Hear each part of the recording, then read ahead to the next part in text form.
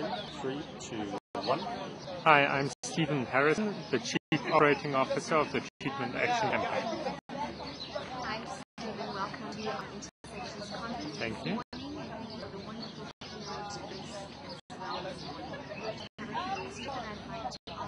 Sure. Our TC has been instrumental in being one of the leading actors in helping now that the potential for reform is rolled out by the government, what would you say is TC now? Well, I think we have a number of roles in treatment. The one is to make sure that government policies in relation to the antiretroviral rollout remain consistent with best practice internationally. So we are in a continuous process of monitoring developments in treatment internationally and then advocating for improvements in treatment regimens with government, as well as, of course, placing pressure on pharmaceutical companies to reduce prices so that there's more affordable rollout. But beyond that, as far as treatment is concerned, we are now in the phase of implementation.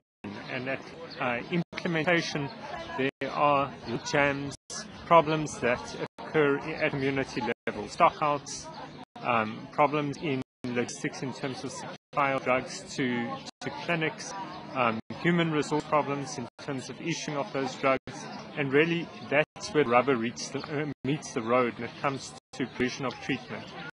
And as TAC, we're there to identify those issues, to identify the issues which are causing problems in terms of provision of treatment, raise those issues with the authority, advocate for the resolution of those issues so that there's a smooth ART rollout. And then finally, we continue with work in terms of treatment literacy in communities.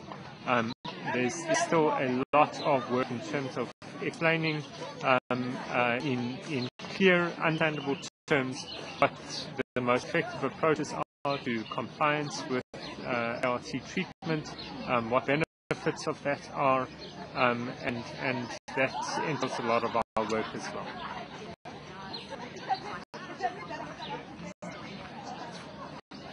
TC has been involved in realizing the goals and principles of the through the development of district AIDS councils and local health councils. What are some of the challenges TC has experienced in achieving? Those AIDS councils are definitely important for us to be engaging with other partners, but also with government on issues affecting prevention and treatment at community level. In terms of some of the challenges there, obviously the convening of those fora not within the control of TAC. They really are, that falls within the ambit of the mayors and local ward councillors and so on. And so in some areas we found frustration in terms of finding it difficult to actually have these AIDS councils convened by the mayors and ward councillors in the face of competing priorities. The other thing is that with turnover of political authorities at local level, there's a need for continuous induction of those ward councillors and mayors in terms of understanding the complexities, the issues around HIV and AIDS in communities. And so when it comes to election periods like we've had this year, there's a fair amount of work that needs to be done pre and post-election before these AIDS councils are optimally functional again.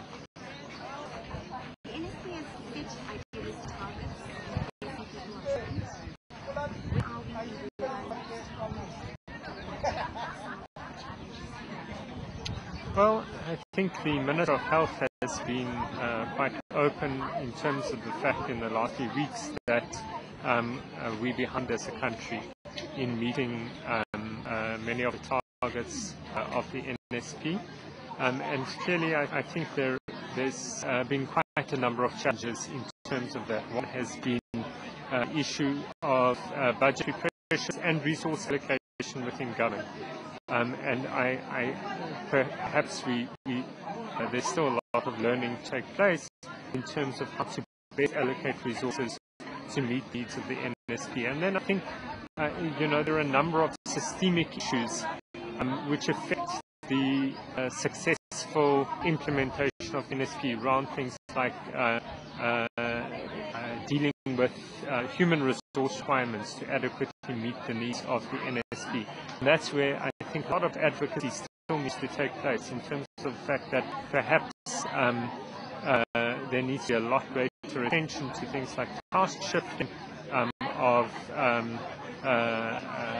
ART provision, for example, from doctors to nurses, and more involvement of community healthcare workers so that there's more resources thrown at the issue. Stephen, I'm going to be coaching some police this morning. You said this morning the wisdom of country does not lie in government, but in able to coach society. What do you think society's role is? Well, I mean, certainly, given the resource allocations and resource limitations within government, there's an important role of civil society in terms of contributing towards the meeting of those NSP objectives.